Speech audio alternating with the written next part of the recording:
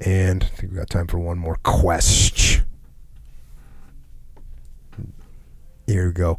In Leif and Jocko's opinion, you've been excluded from this one, Echo Charles. It's okay. They don't want your opinion.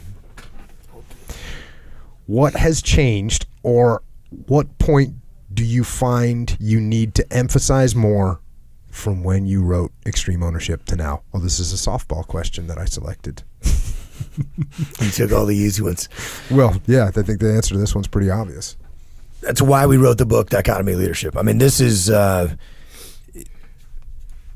what we had needed to emphasize more. And just as, you talked about this when we were talking about Jaws 2, whether or not, the sequel is going to be as good.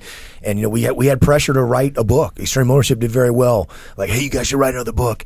We didn't want to write another book until we actually had something useful to write about that would impact leaders for the better, help them be better people, better leaders, lead better teams, lead better lives.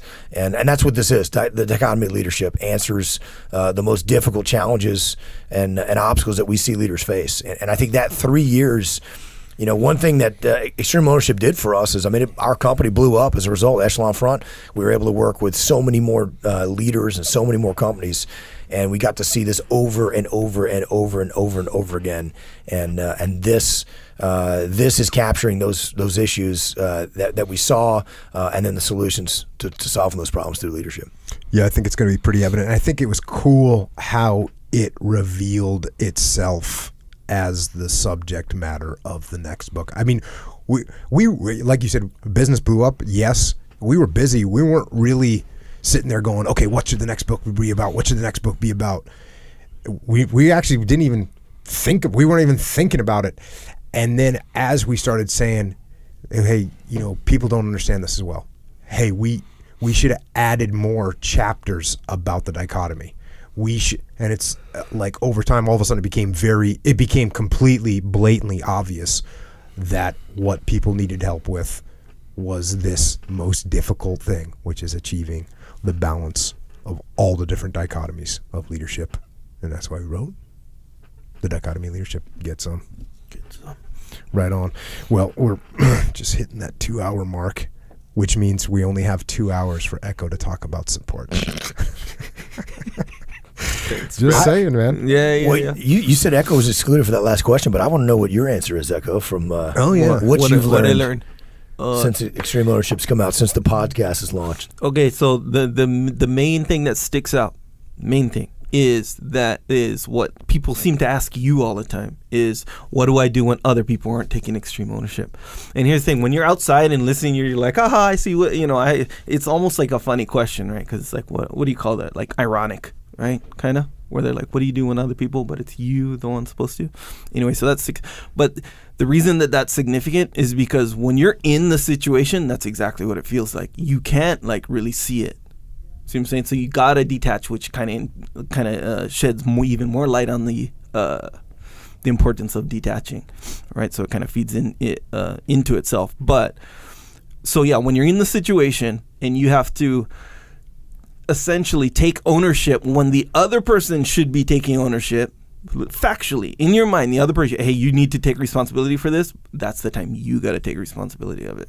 Yeah, it's hard to really grasp that in the beginning, I thought. Well, that was pretty cool. Recently we got an email from a guy that's overseas running a company, and he listened to Dave Burke and good deal, Dave. Yeah, good deal, Dave.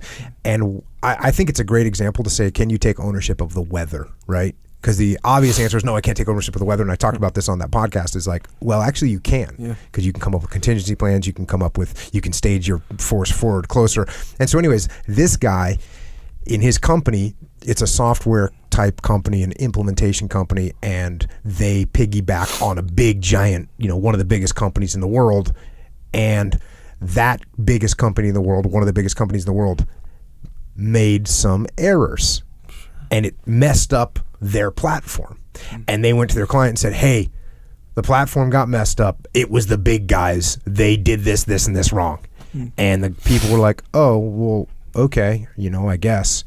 And then he went home and he listened to that podcast and he went, damn, I screwed up, because hey, the biggest company in the world is still easier to control than the weather, right? Yeah. And so he went back to the company and he went back to his client and said, you know what? It wasn't their fault. It was our fault. It was my fault. Here's some things I'm going to put in place so that this never happens again. Yeah. And all of a sudden the attitude completely changes and the client is super happy, and all of his team also. Because what does that do to your team when you blame the weather? Your team just goes, okay, we got a permanent excuse now. Weather wasn't good. Seas were too big, wind was too high, cloud cover was too low, whatever the case may be. You got a permanent excuse now because you can't control the weather. Actually wrong.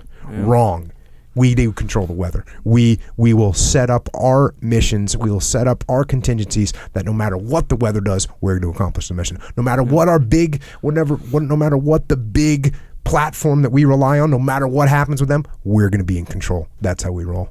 Get some.